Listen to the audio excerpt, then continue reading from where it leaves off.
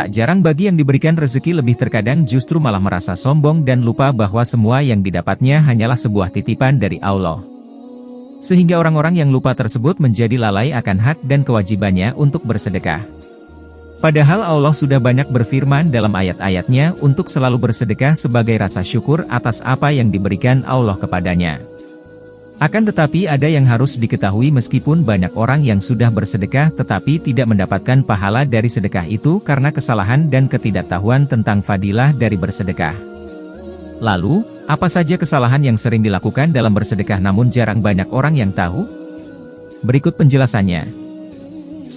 Mencari pujian dari orang lain. Hal ini mungkin masih banyak ditemukan pada masyarakat kita, yakni bersedekah tetapi dengan niat pamrih kepada orang lain. Misalnya, agar mendapat pujian, agar terlihat baik dan lain sebagainya.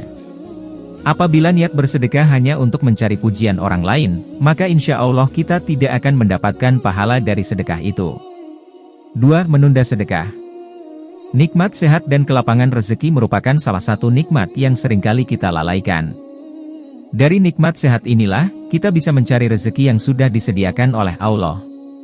Dan apabila sudah mendapatkan rezeki, terkadang kita menunda atau bahkan lalai untuk berbuat baik, salah satunya adalah untuk bersedekah. Karena dari rezeki yang kita dapat, ada hak dari orang-orang mampu yang harus kita berikan. Jika menunda untuk melakukannya, maka insya Allah Allah Subhanahu wa Ta'ala juga menunda rezeki yang akan datang kepada kita.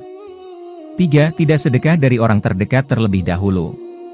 Dalam Quran Surah Al-Baqarah ayat 215, Allah Subhanahu wa Ta'ala sudah berfirman, mereka bertanya tentang apa yang mereka nafkahkan. Jawablah, apa saja harta yang kamu nafkahkan, hendaklah diberikan kepada ibu bapak, kaum kerabat, anak-anak yatim, orang-orang miskin dan orang-orang yang sedang dalam perjalanan. Dan apa saja kebaikan yang kamu buat maka sesungguhnya Allah Maha mengetahuinya.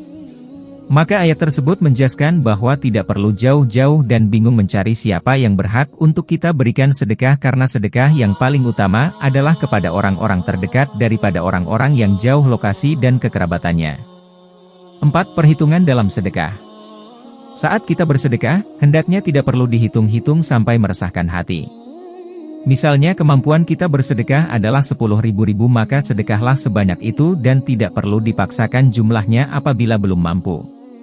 Maka dari itu, jika kita kikir atau pelit, maka Allah pun akan kikir kepada kita.